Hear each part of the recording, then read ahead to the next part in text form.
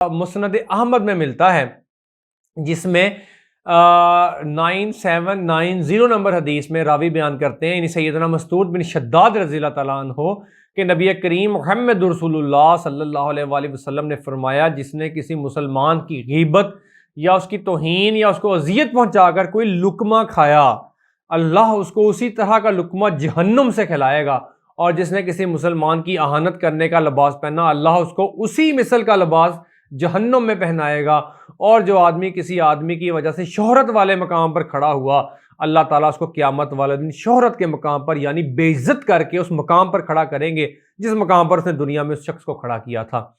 اسی طرح سے سیدنا ابو ہریرہ رضی اللہ تعالیٰ عنہ بیان کرتے ہیں کہ رسول اللہ صلی اللہ علیہ وآلہ وسلم نے فرمایا، کیا تم جانتے ہو غیبت کیا ہے؟ صحابہ نے عرض کیا، اللہ تعالیٰ اور اس کا رسول ہی بہتر جانتے ہیں۔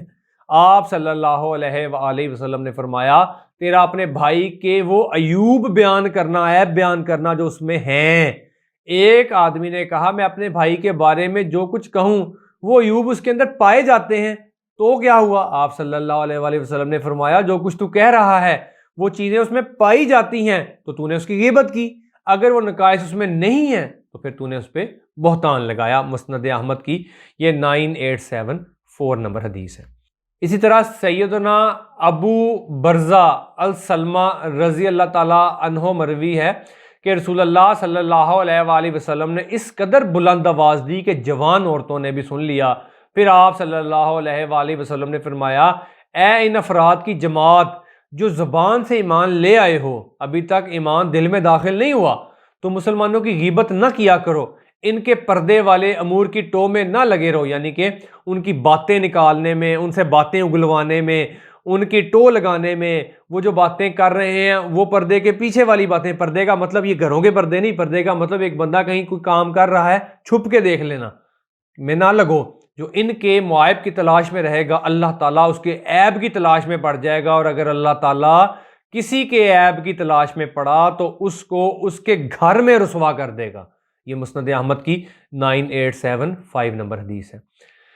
اسی طرح اما عائشہ رضی اللہ تعالیٰ عنہا بیان کرتی ہیں کہ 6 حالتیں ایسی ہیں جو بھی مسلمان ان میں سے کسی ایک حالت میں فوت ہوا تو اللہ اس پر ذمہ لے گا، یعنی اسے جنت میں داخل کر دے گا۔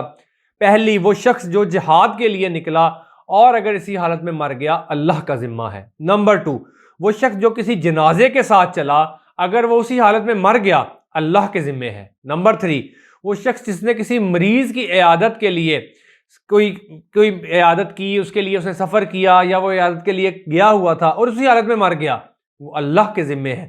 نمبر 4، وہ شخص جس نے اچھی طرح وضو کیا پھر نماز پڑھنے کے لیے مسجد کی طرف چلا گیا، اگر اسی حالت میں مر گیا، اللہ کے ذمہ ہے۔ نمبر 5، وہ شخص جو کسی شرعی امیر کے پاس گیا، شرعی امیر جو وقت کا حاکم ہے لیکن اللہ اور اس کے رسول کی اطاعت والا حاکم ہے، دوسرا حاکم نہیں، اس کے پاس صرف اس کی مدد اور عزت کے لیے آیا، اگر اس حالت میں مر گیا، اللہ کے ذمہ ہے۔ اور وہ شخص، یہ اب بڑی زبردست یہاں پہ کرٹیکل چیز ہے، نمبر 6، وہ شخص جو اپنے گھر میں کسی مسلمان کی غیبت نہیں کرتا اور نہ ان پر ناراضگی کا اظہار کرتا ہے نہ غصے کا اظہار کرتا ہے، اگر وہ مرا تو اللہ کے ذمے میں ہے، اور اگر غیبت کرتا ہوا مر گیا تو وہ اللہ کے ذمے بالکل نہیں ہے۔ السلسلہ 618 نمبر حدیث ہے۔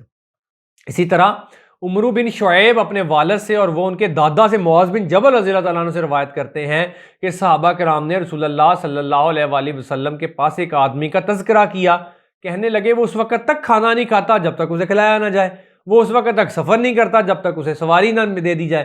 نبی صلی اللہ علیہ وآلہ وسلم نے فرمایا، تم نے اس کی غیبت کی ہے۔ لوگوں نے کہا، اللہ کے رسول، ہم نے تو وہی بات بیان کی ہے جو اس میں ہے۔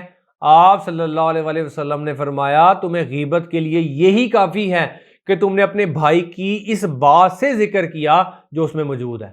السلسلہ 99 نمبر حدیث۔ اسی طرح حضرت معاذ رضی اللہ تعالیٰ عنہ بیان کرتے ہیں کہ رسول اللہ صلی اللہ علیہ وآلہ وسلم نے ارشاد فرمایا، جو اللہ کی راہ میں جہاد کرے وہ اللہ کے ذمے ہے، جو امام کے پاس مدد کے لیے جائے وہ اللہ کے ذمے ہے، شرعی امام، یعنی کہ جو اللہ اور اس کے رسول کی سنت پر عمل کرنے والا حاکم ہے اور کوئی نہیں۔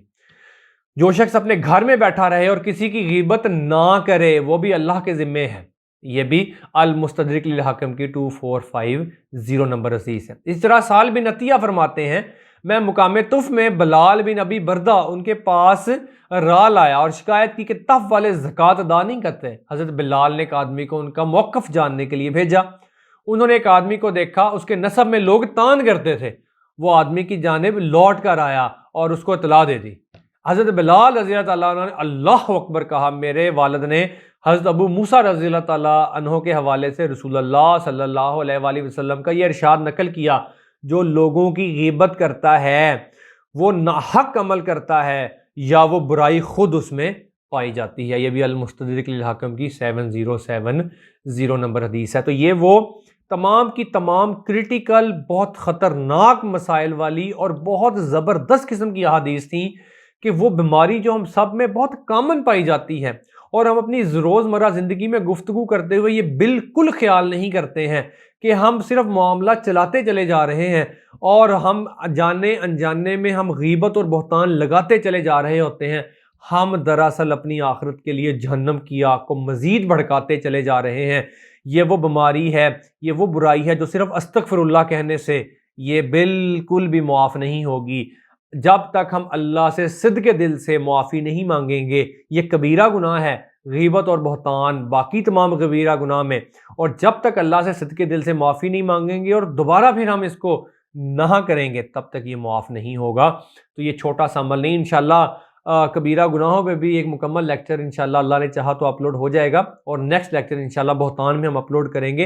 امید ہے آج کا لیکچر ہمیں سمجھ آیا ہوگا۔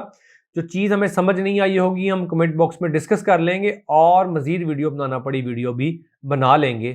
السلام علیکم۔